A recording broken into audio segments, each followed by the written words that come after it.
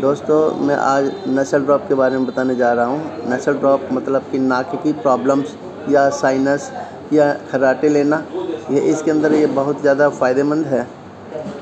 इसमें कोई हैरानी की बात नहीं है कि इसकी ड्रॉप को हम साइनस की या एलर्जी या आँखों से रिलेटेड या हेडेक जैसे कि सिर में दर्द हो गया या ब्रेन डिसऑर्डर या पार्किंसन जैसे, या फिर जिन लोगों का ब्रेन हेमरेज हो जाता है ना, या फिर आपका कोई स्ट्रोक है, इन सब में बहुत ज़्यादा राहत लेने के लिए ये नसल ड्रॉप, इसमें एक शीशी है जो कि गुनगुने पानी में रखी जाती है, जिसकी कि लिक्विड गुनगुना सा होता है। तो उसका नाक के दोनों साइड में आपको एक एक ड्रॉप रात को सोने के टाइम पे डालना होता है और इसके रिज़ल्ट बहुत अच्छे आते हैं।